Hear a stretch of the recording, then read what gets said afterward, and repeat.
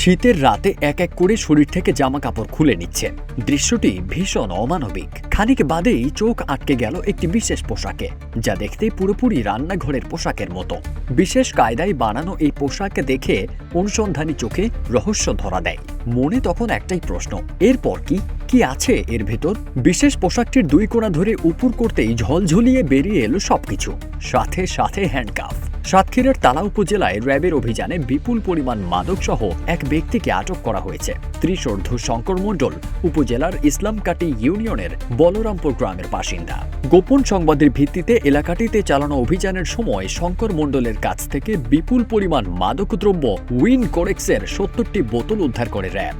সঙ্গে মাদক পরিবহনে ব্যবহৃত একটি মোটরসাইকেলও জব্দ করা হয়। র্যাবের প্রাথমিক ধারণা, আটক শঙ্কর দীর্ঘদিন ধরে মাদক কারবারের সাথে জড়িত। মাদক কারবারে জড়িত থাকার অভিযোগে র্যাবের হাতে আটক শঙ্কর মণ্ডলকে উদ্ধারকৃত মাদক ও জব্দ করা মোটরসাইকেল সহ তালা থানায় হস্তান্তর করা হয়েছে। র্যাব জানায়, মাদক নির্মূলে তাদের অভিযান অব্যাহত থাকবে। এদিকে মাদক বিরোধী অভিযান আরও জোরদারের দাবি জানিয়েছেন এলাকাবাসী।